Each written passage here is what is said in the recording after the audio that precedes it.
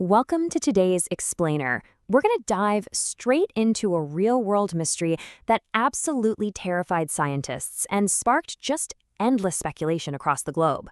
We spend so much time looking up at the stars, but today we're pointing our instruments down into the abyss. We are talking about a sound so incredibly powerful, it literally forced humanity to question exactly what might be lurking down there in the uncharted depths of our own planet. Picture this for a second. You're a researcher, and your job is to monitor the pitch-black depths of the Pacific Ocean. It's a quiet, pretty routine gig, just analyzing acoustic data. But then, completely out of nowhere, your equipment picks up a sound so overwhelmingly loud that it defies all immediate logic. I mean, this wasn't just some subtle little ping. It was a massive acoustic anomaly that completely shattered the standard baseline of deep-sea noise. So, naturally, the very first question on everyone's mind was, what on earth just made that sound? Right off the bat, researchers had to rule out all the usual suspects. They look at the acoustic signature and, well, it doesn't match a submarine. It definitely doesn't mimic an earthquake. And honestly, most baffling of all, it didn't align with the calls of any known animal. None of them. So crossing all those standard explanations off the list left scientists with exactly one mysterious, unidentified noise just echoing through the pitch-black ocean.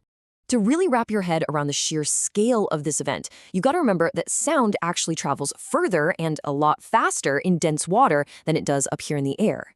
This single acoustic event was so violently loud that it traveled nearly 5,000 kilometers underwater. Think about that for a second. That is roughly the distance from New York to Los Angeles, completely submerged under the crushing pressure of the Pacific. For a sound to carry that far underwater, it requires a genuinely staggering amount of energy. Chapter 1, The Day Everything Changed. This whole story builds from a sudden, one-minute acoustic shock into a years-long global debate.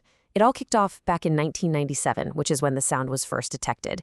The anomaly itself, it only lasted for about a minute, but that 60-second burst was intense enough to trigger multiple sensors thousands of kilometers apart. And as we'll see, it would actually take years before a truly solid scientific explanation was formally proposed to the public. Now, this brief, explosive sound was actually captured by a hydrophone network, specifically the U.S. military's SOS system. This is basically a network of incredibly sensitive underwater microphones that were originally built to detect Soviet submarines back during the Cold War. It's kind of fascinating, right? This deep-sea mystery was only caught because we had high-grade military tech sweeping the Pacific. They were down there listening for engines and propellers, and instead, they caught something completely unexpected.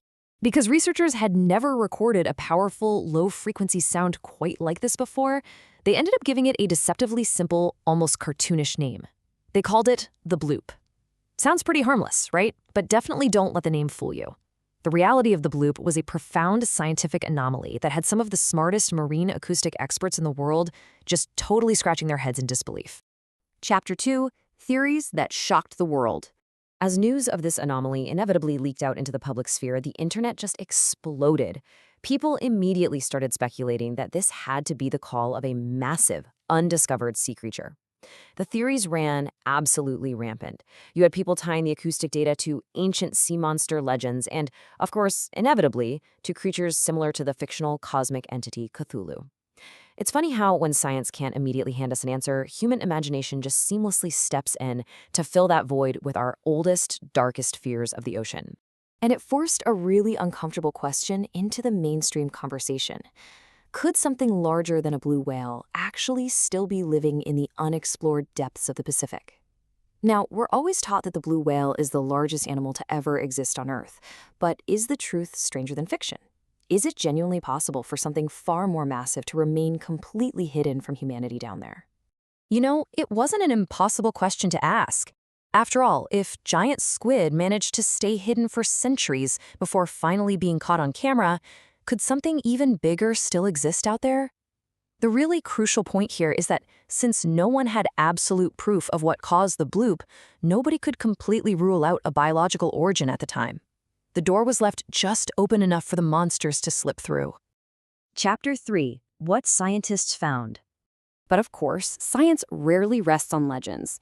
Years later, by studying the sound's frequency profile on a spectrogram, researchers determined that the bloop was actually a near-perfect match for an icequake. So what is that? It's an event where massive Antarctic icebergs crack, break apart, or violently scrape against each other underwater. The sheer force of tearing millions of tons of ice produces extremely powerful low-frequency sounds that can, and do, travel across entire oceans. So it became this ultimate showdown. You have the terrifying cinematic appeal of a giant sea creature on one side versus the violent, raw energy of a cracking Antarctic icequake on the other. Today, many scientists firmly consider the icequake to be the most likely explanation. It fits the data perfectly, it matches the geographic direction, and it totally aligns with the physics of how low-frequency sound propagates in water. However, not everyone is utterly convinced. And why is that? Well, because the exact source was never directly observed. The recording alone cannot physically show us what created the sound. It's not like there were cameras pointed at the origin site back in 1997. We only have the audio. And because of that, there's this tiny margin of unsolved mystery that remains. That sliver of uncertainty? That's exactly why this story continues to capture our imaginations today. Chapter 4. The ocean still holds secrets. This lingering uncertainty leads us to a pretty profound realization about our own planet. Let's just look at the big picture for a second. The ocean covers more than 70% of Earth's surface. We live our entire lives on that 30% slice of land, while the vast majority of our world acts as this massive watery blind spot for humanity. In fact, scientists estimate that most of the deep ocean remains entirely unexplored to this very day. The deepest parts of that 70% remain incredibly difficult to explore because of some truly extreme physical barriers. We're talking about crushing pressure that can literally implode solid metal, absolute pitch darkness where sunlight simply cannot penetrate, and extreme freezing conditions. Because of these incredibly hostile environments, new marine species are still being discovered every single year in places humans have barely even visited. It leaves us with a really humbling realization. As the quote goes, "The bloop has become a symbol of how much we still don't know about the world beneath the waves." While an icequake is the scientifically accepted answer, and let's be real, certainly the most logical one, this event perfectly represents how incomplete our understanding of the deep sea truly is. It's just a great reminder that we're not the absolute masters of everything on this planet. So as we wrap up this explainer, I want to leave you with one final thought to ponder. When you think about that massive sound, tearing through 5,000 kilometers of deep black water, was it simply the violent crack of Antarctic ice perfectly mimicking the call of a beast? Or is it possible, even just a little bit, that for exactly 60 seconds in 1997, the ocean revealed a glimpse of something monumental still waiting for us in the dark?